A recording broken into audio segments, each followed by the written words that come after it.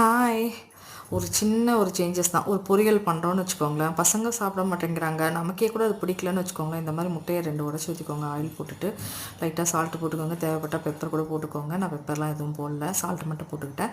இந்த மாதிரி நல்ல பொடி மாஸ் மாதிரி பொரிச்சிடுங்க. பொரிச்சிட்டு அந்த பொரியல் எடுத்து இதில் போட்டுருங்க. நான் புடலங்காய் பொரியல் தான் பண்ணியிருந்தேன், வெங்காயம்லாம் போட்டு. பட் ஆனால் அந்த புடலங்காய் பொரியல் யாருக்குமே பிடிக்காது. அது எனக்கு ஒண்டி தான் வாங்கிட்டு வருவாங்க, ஏன்னா அவங்களுக்கு யாருக்குமே பிடிக்காது.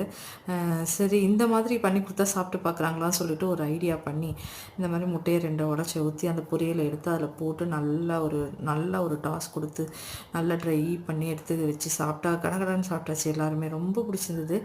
இந்த காய் சாப்பிடாத குழந்தைங்க, இந்த மாதிரி பிடிக்காது சொல்கிற குழந்தைங்களுக்குலாம் இந்த மாதிரி முட்டையை 2 உடச்சி 1 2 உடச்சி ஊற்றி இந்த பொரியலையும் போட்டு அதில் நல்லா பிரட்டி கொடுத்தீங்கன்னா ஈஸியாக சாப்பிட்ருவாங்க.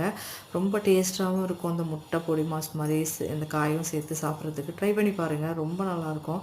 நான் பண்ணது புடலங்காய், இது நிறைய காயில் பண்ணலாம், முள்ளங்கிலேருந்து எல்லாத்துலேயுமே பண்ணலாம். ட்ரை பண்ணி பாருங்கள். எப்படி இருந்தால் லைக் பண்ணுங்கள், ஷேர் பண்ணுங்கள், சப்ஸ்கிரைப்